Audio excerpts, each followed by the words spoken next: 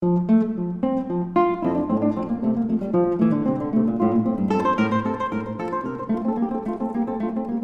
probably going to be readily apparent to you. It is not an attempt to put on paper everything that we've said. That would be about 400 pages, more than you want to carry around, more than I want to try to write. But this is rather a condensed, abridged, truncated, abbreviated version of what we've covered, but it does follow the basic structure. And my hope is that, of course, many of you have been very conscientious taking notes along the way in class, and my hope is that using this outline, plus any notes you may have, plus your own recollection of what we've covered, you can kind of pull it together in one place here. You might want to even annotate what we've got here, so that in time to come, you'll be able to refer back to it and hopefully remember some of what we've treated. Since this is our last Sunday, I want to take just a minute and indulge in the luxury of a brief review. Not that we really have time to do it, but I want to anyway, because I want you to all see how I caught all the spelling errors and everything here, as I hope I did. But anyway, you'll notice that there's two blocks. There's Roman numeral 1, starting on page 1, the being of God, which centered basically on the idea of his holiness. Now on the second page, you'll see Roman numeral 2, the doing of God. And you'll recall all along we've made that basic distinction. Concerning the being of God, Roman numeral 1, then we made a further distinction between his incommunicable and his communicable attributes. And we've broken down then some of the material we covered there.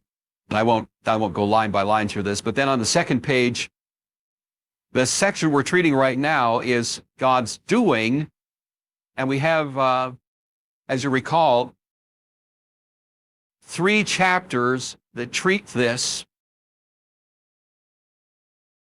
The first of them on the decrees of God, and that's capital A of God's eternal decree. That's chapter 3.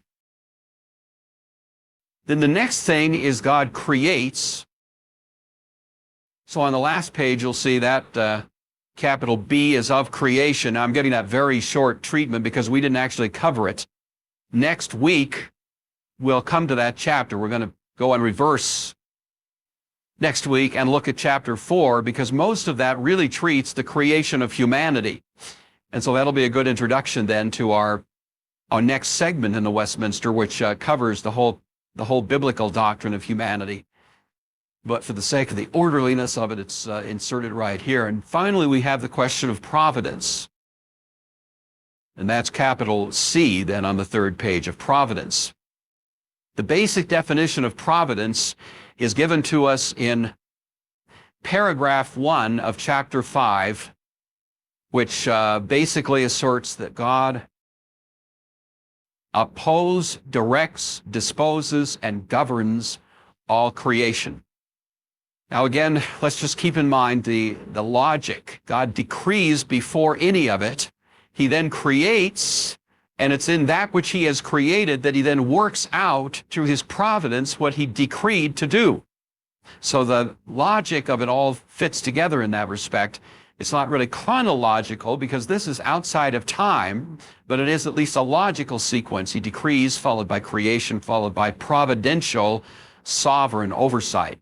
His providence, again to the outline, is applied in 3 different areas. The first of these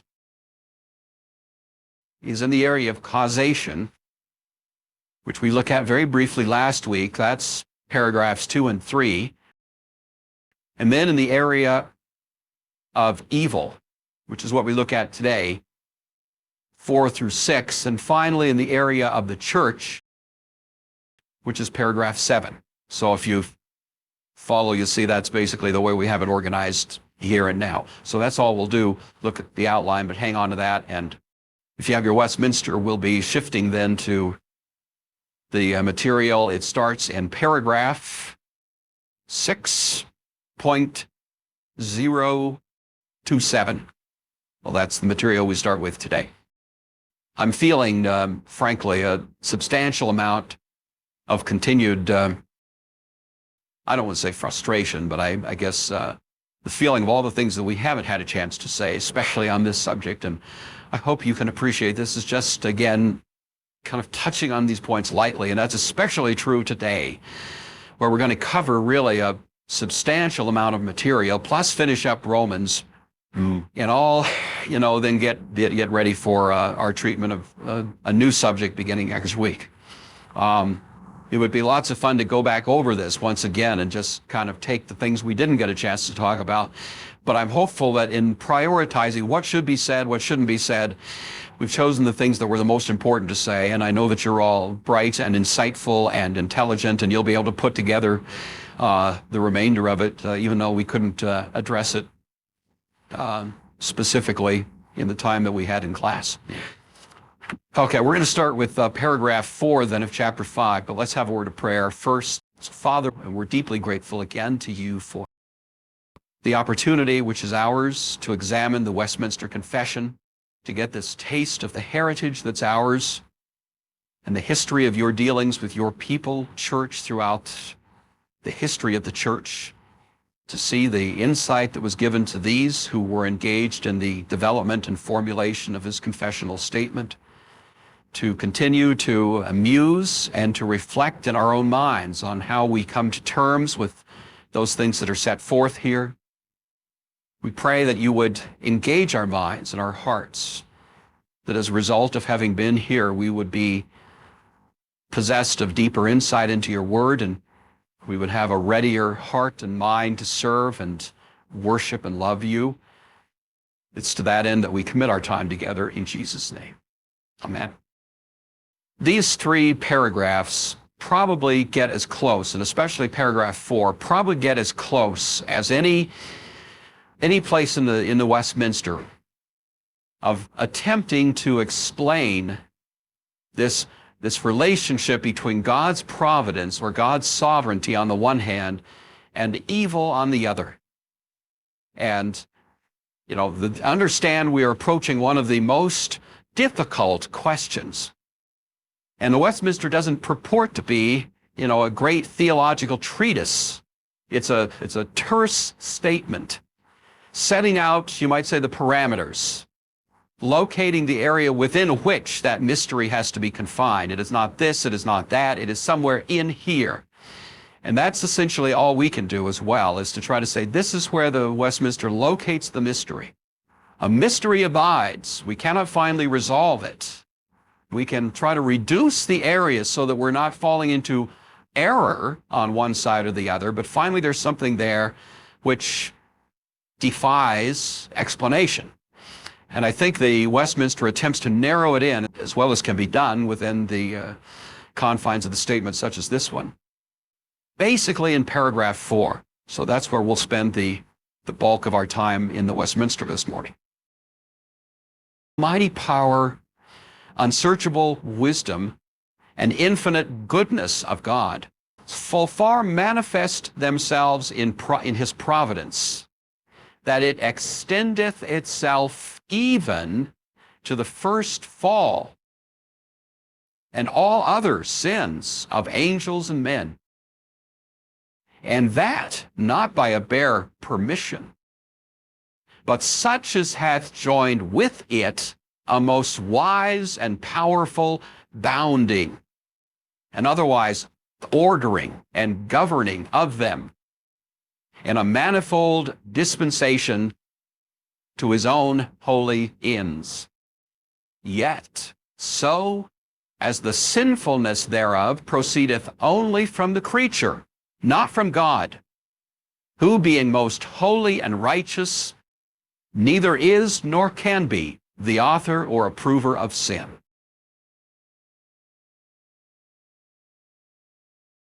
This is the problem.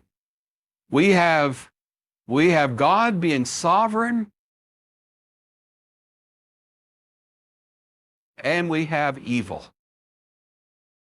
And we have providence, which you might say is the way in which God in his sovereignty reaches down into this world and effects his purposes which he decreed. Providence is his arm reaching into creation and accomplishing that which he set out to do. He's sovereign up here.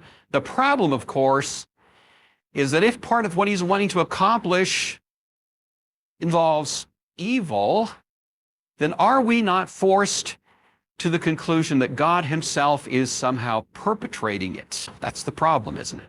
If this were a perfect world where there were no evil, then no problem, you see. Or if we predicated that God was only limited, he's only George Burns. I mean, he can only do so much, you know, like the movie. All he can do is come and try to give us a little prod now and then, but he is not sovereign, then there'd be no problem. But the problem is when we try to assert both sides of this proposition and hold them in an equivalent, you know, posture of accent. That's where the problem was. All right, well, the resolution of it, or at least the limitation of the problem. We have God's power, his wisdom, his goodness.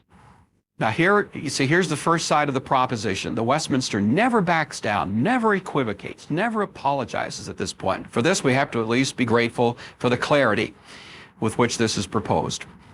The power, the wisdom, the goodness of God so far manifests themselves in his providence that it extends even to the fall.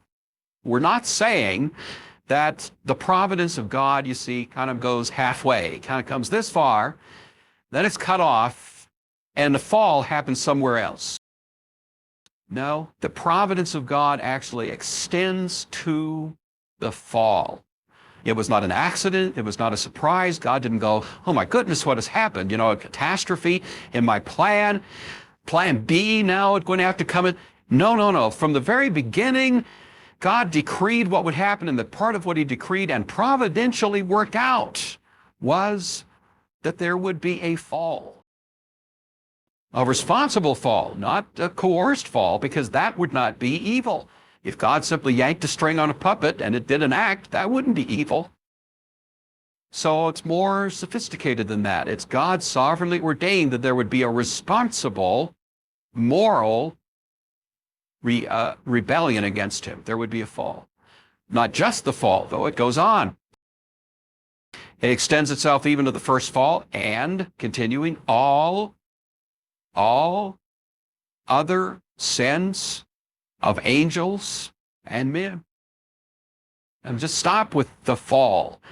But it reaches out and touches all sins. The providence of God. That's the difficult. And I would be irresponsible to try to represent to you anything less than what it's saying. That's what it's saying. Although I feel, once again, with you, the dilemma of it. So, well, how we handle this way, I would say in Westminster. Well, okay, I see the providence of God reaches to these things, but this is kind of his, quote, permissive will. We have the very highest and best over here, and then we have this kind of permissive side of it, you see. Does that get us out? The Westminster says, nope, sorry. And that's not by a bare permission. Not just God being permissive. See, just crowded into a corner. I mean, every time we try to wiggle out from under this, the Westminster says, no, this is what is being said. So then we ask, and of course the question that comes down to then, well, is then how is that connection made? How do we have the providence of God touching human activity, even at the point of sinful human activity, such that that sinful human activity is still an expression of that which he has ordained to accomplish, and yet he is not thereby rendered the perpetrator of the evil? That's the question. And now here's where we find this language, which is, I'm sure that they spent a substantial amount of time working on this. And it helps, it does help. But it's not the kind of thing you just sort of read like the newspaper. So here we are, and all other sins of angels and men, and that not by bare permission, but, and here's the explanation, here's the essence of this paragraph, but such as have joined with it, that is, this evil, has joined with it a most wise and powerful bounding, as in setting boundaries, okay, setting bounds, and otherwise ordering and governing of them. So we have God bounding these things. He's ordering them. He's governing them in a manifold dispensation. That word suggests administration or oversight to his own holy end. So we have 4 words here: bounding, ordering, governing, and dispensation. Okay, let us take that much then, just to see what it kind of suggests to our minds. So the idea here is that somehow, if we can picture this, God is coming in and restricting activities. The idea, he's bounding, he's setting boundaries, he's ordering this activity, this sinful activity. The sinful activity occurs, but it occurs within the boundaries that God sets. He orders it. It is his administration of it. Okay. Then taking the rest of it to his own holy ends, yet so as the sinfulness thereof, that is the sinfulness of the activity, okay, proceeds only from the creature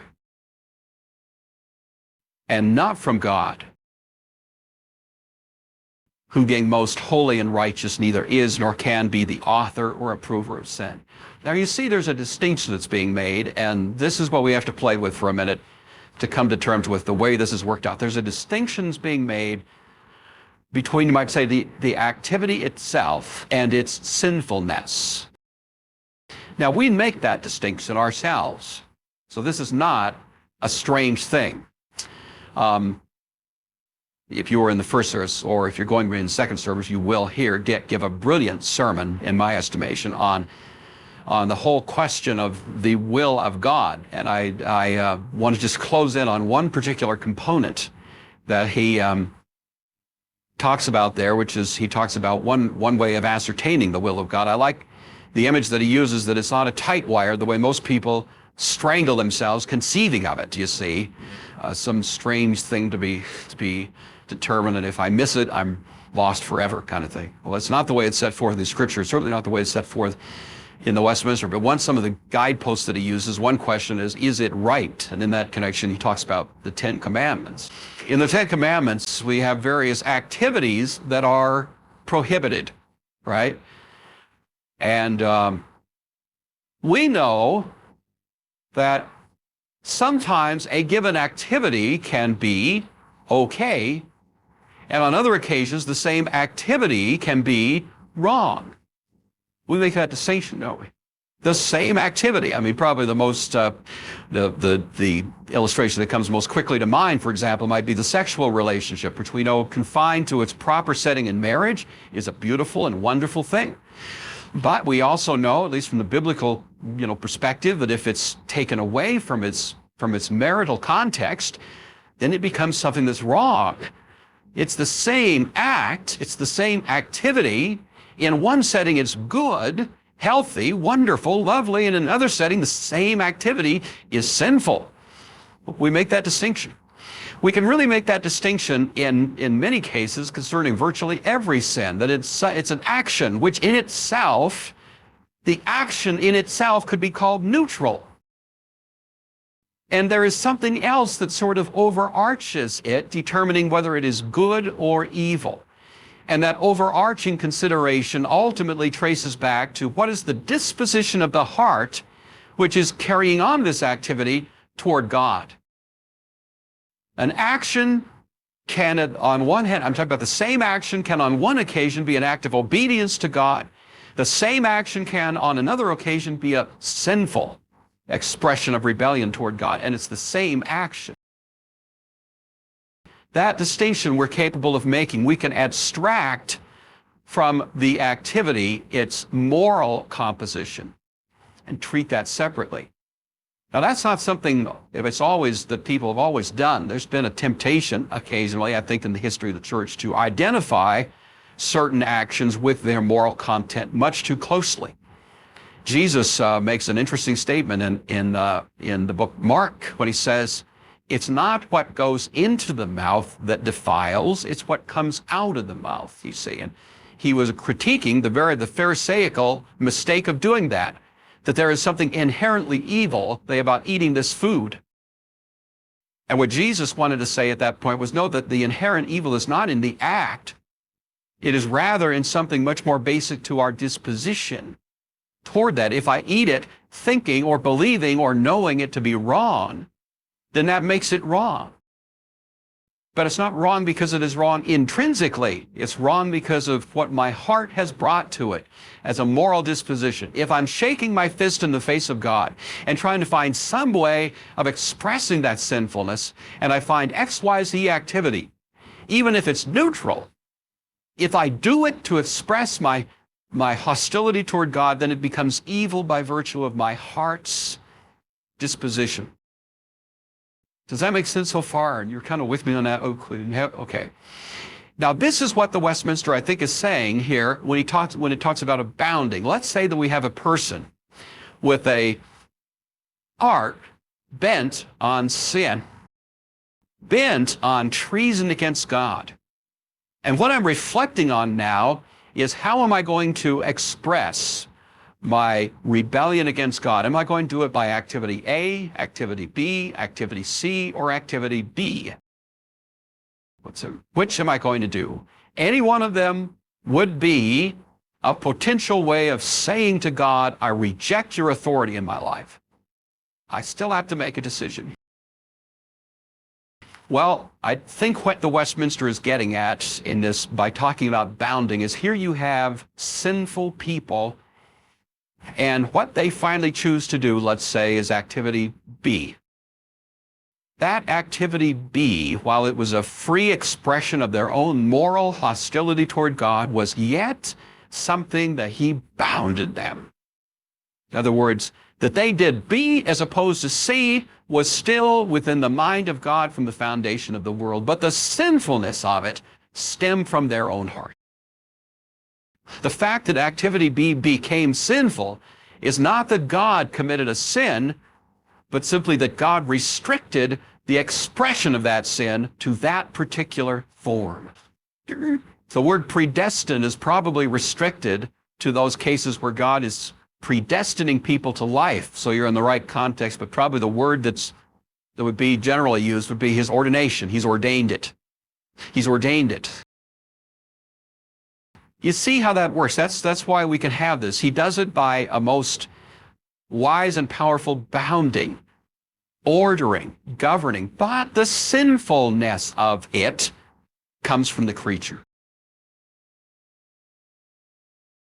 Now, I'm not saying that finally results. I'm saying that's how the Westminster attempts to get as close as possible to what is a real lively mystery of how this can work. I want to raise a question at this point. I'm prepared to move on for the sake of time, but I don't want to just hasten on. We're not leading the subject. We're going to go to Romans. Remember last week, if you were with us, we made it down to Romans chapter 11. We've worked through this idea of election and the objections that are raised to it. The final objection, the objections you recall, are that it's not fair. We saw Paul's disposition of that in Romans 9. That it reduces us to puppets.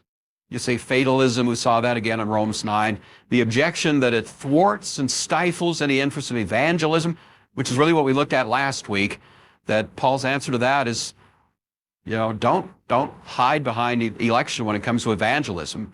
Evangelistic message is, look, all you got to do is open your mouth and believe in your heart. You can say that to anybody. You don't have to go up to a litmus test. Now let's see, are you elect or not? Boy, I bother preaching the gospel to you. None of this, you see, all of this. You preach the gospel to everybody. And in fact, he says it to each of us, lest we concern ourselves. I wonder if I'm elect. You confess with your mouth Jesus is Lord and believe in your heart. You do it. You do it. You do it right here. Don't sweat what the sovereign plan of God. At that point, you just do it, and you will be saved. And I can, in good faith, say that to anybody. Now, I may find out at the end that those who finally did open their mouths and believe in their hearts were those that God had chosen from the foundations of the world. Yes, there is an open invitation. Anybody. Then what we find out on the other side is those that did indeed respond. Let's see, were those that, okay, well, that was the third objection. Then we come now rapidly to the fourth of them, which gets to this issue that we've just been talking about, God's providence and all of that. And it's an interesting illustration of it, and also kind of brings in on the side the fourth objection, that doesn't it create in our hearts a sense of arrogance to think that I am elect? If I really think I'm elect, and doesn't that make me feel like I'm pretty hot stuff, you know, and I can develop kind of conceit. And so here's what Paul says. He's just talked about how in the case of Israel, you know, for any salvation, it takes two things. It takes gospel, it takes grace. He raises the question, well, did Israel have gospel? Oh, ho, ho, did they have gospel? He says, they heard it, they understood it. They were inundated. I mean, if anyone ever had gospel, it was Israel. They were flooded. They were absolutely overwhelmed with gospel. Jesus himself was there among them. See, well, how much gospel do you need? And so the reason that they rejected was not a lack of gospel. And he raises the question then in chapter, I mean, it's the old age, if it takes gospel and grace, and the problem was not a lack of gospel, then what are we left with? And a lack of grace. And he raises the question, well, does that mean God rejected his people? Chapter 11, verse 1. And Paul's answer, you see, is, well, he didn't reject his people, but his non-rejection of them was predicated on this remnant. So we have in verse 5, so too at the present time there is a remnant who were so good and so virtuous that God couldn't resist them. Oh, no, that's not. So too at the present time there is a remnant chosen by grace. And if by grace, it is not by works. Otherwise, grace would not be grace. What about the rest? That's the big question. We have the minority, the remnant, the fraction. What about the rest?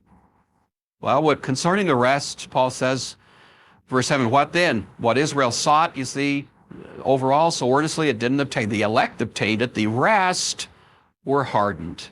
God gave them a spirit of stupor, eyes so they could not see, ears so they could not hear. David says, may their table be a snare and a trap, a stumbling block, etc.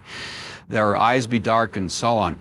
Which brings then the next question, the logical question to raise in verse 11, is this, you know, why did God do this? What was the overarching plan here? And it brings in this providence issue. Look at what he says, verse 11. I ask then, did they stumble so as to fall beyond recovery? Now we know that there's a massive stumbling of ethnic Israel. They basically, in total, rejected Christ. Only a tiny, tiny fraction of ethnic, you see, Jewish people in the first century, or since then, have ever recognized and embraced the Messiah. So Paul's question is, was this a final, absolute passing over of them, ethnic Israel? He says, not at all. You get what he says? Rather, because of their transgression, salvation has come to the Gentiles to make Israel envious. Humanly speaking now, leaving the sovereignty of God and all of that out of it, humanly speaking, if you know your New Testament, what was the reason that the gospel got exported from Israel to the rest of the world? Humanly, whatever. They were kicked out. That's right. There was such hostility, there was such persecution, there was such resentment against the Christian church, against the Messiah, against all of this, that they were driven out. Now, do you suppose if Israel, ethnic Israel, now had embraced the Messiah with one accord, if recognized this isn't the one, had accepted him as their all, how motivated do you suppose the early church would have been to spread the gospel around the world? Just look at us. I mean, how motivated are we? I know there's a few. There's the Scott Burbanks and so on. You see, you get the Macedonian column. And I have to admit, I'm kind of lazy when it comes to the idea of going to the reaches of the world and preaching the gospel. I mean, all of us, there's a kind of an inert mass within us. There really is kind of resistance. And it takes a lot of pressure on God's part to get us rolling, doesn't it? But do you know, God was so concerned about making sure the gospel pronto got out of Palestine into the world that the idea here suggested, Paul says, that it was by their very transgression that God's plan was worked out. It was by the transgression of Israel. By this evil, the persecution, the stoning of Stephen, the martyrdom that took place, the persecution, which is nothing but evil itself, being brought to bear against the church, which ultimately came about as the greatest good. Really, at least certainly I think from the posture of a Christian historian, one of the greatest goods that could ever have happened in Western history was the church infiltrated the world with the gospel. And yet you see, it started with something that was singularly evil, persecution of the church. Paul says, rather because of their transgressions, salvation has come to the Gentiles. And then he adds, to make Israel envious. And I'll come back to that in a minute. If their transgression means riches for the world, their loss means riches for the Gentiles, how much greater will their fullness be? This idea of making Israel envious is very interesting, and Paul expands on that in the next verses. I am talking to you Gentiles, Paul says. Now, inasmuch as I am the apostle to the Gentiles, I'm making a big deal out of my ministry. And Paul says, let me tell you what my hidden agenda is here, my hidden motivation. I'm making a big deal about my ministry to the Gentiles in the hope that I may somehow arouse my own people to envy and save some of them. Because if their rejection is the reconciliation of the world, what will their acceptance of the Messiah be but, as it were, life from the dead? Think about what happened in ethnic Israel as they saw the church exported to the world. All of a sudden, you've got all of these Gentiles all over the world. And what are they doing? They're reading the Old Testament. The way this kind of hits me is sometimes I have to come to my door, so let's say a Mormon. And they come walking up to my door. They're carrying a Bible. A Bible. I said, what are you doing with that Bible? I'm the Christian here. Who do you think you are here? A Bible. That's my Bible, I want to say. You see, there's kind of an envy and kind of a jealousy when I see someone in a cult or someone in some offbeat, strange brand of theology carrying a Bible around. What do they think they are? It's my Bible. I'm a Christian, and I want to take it from them and say, you can have your cult, but don't try to take my Bible and use it as your weapon. And don't you see, that's how Israel felt about it. Here were all of a sudden these Gentiles all over the world reading their Old Testament, claiming David to be a great hero of the Christian tradition. The Christian tradition. Abraham, Isaac, and Jacob became great Christian heroes. How jealous do you think Israel must have become to see the whole world basking in the wonder of the Old Testament, which had been the personal, private possession of ethnic Israel through all centuries? You see how envious that would have made them.